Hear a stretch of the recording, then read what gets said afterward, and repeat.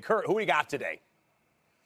You're right. It was an interesting week, Scott, because normally you have to make a number of throws to get on the list. And, there were a number of guys that had 20 throws or less that I was fighting. Do I put them on the list or not? But because of the magnitude of the games in the moment, I decided to put two of those guys on the list. And the first one is at number 5, and that's Jimmy Garappolo. Is, only 20 throws, but he got the most out of those throws. You see it right there, 250 yards, 2 touchdowns.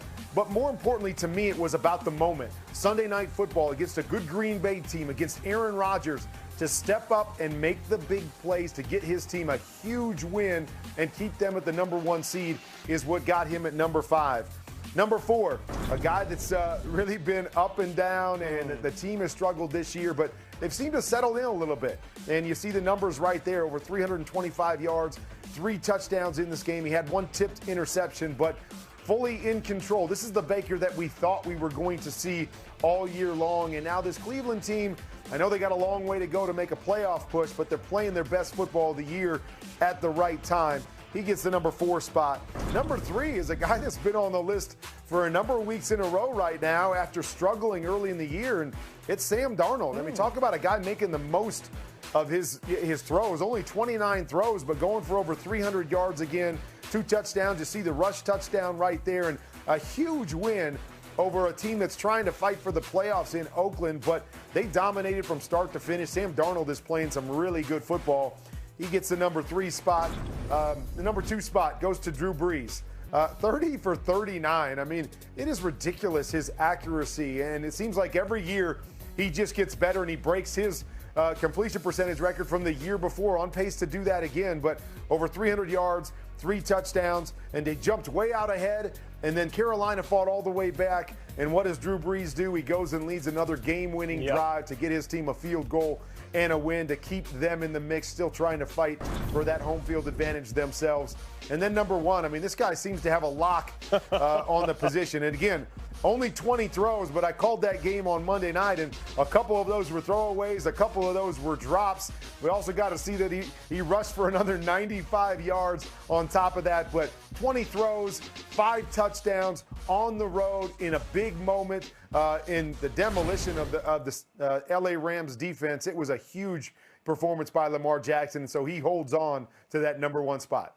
They can try and come after him if they want, but I'm guessing he's going to be on the list a handful of more times before the end of the season. So Baker, Darnold, Lamar, shout out to the 2018 quarterback draft class on Kurt's Top 5. Kurt, thank you. Happy Thanksgiving to you and yours. We'll see you on game day morning, 10 a.m., a special edition on Thanksgiving morning. Last Friday, on the series premiere of the NFL Network original series, NFL 100 All-Time Team, Rich Eisen, Bill Belichick, and Chris Collinsworth revealed the 12 greatest running backs in NFL history. Coming up this week, they're tackling the defense. It's the greatest defensive linemen and linebackers revealed Friday on the NFL 100 All-Time Team, presented by the Home Depot at 8 p.m. Eastern, right here on NFL Network. Immediately following at 9, the live reaction show. In the meantime, let's highlight one of the best players in the league this year. Stephon Gilmore, who has shut down opposing receivers this season, but who has gone out of his way to inspire the ones that he's encountered off the field. The Patriots cornerback is the star of this week's Community Spotlight, presented by Gillette. It's an honor to be, Gillette, to invite me out here and talk to the Boys and Girls Club just about life and growing up in this program and being a great person. And, it's an honor for me to come back and give back to the kids also.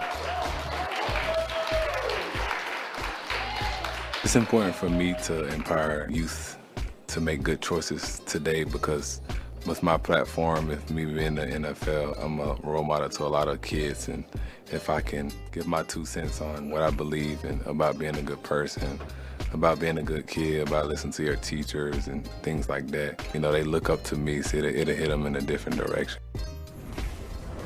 Good stuff there. Also here, Panthers players, front office, and owner David Tepper partnered with the Bail Project for a Thanksgiving bailout.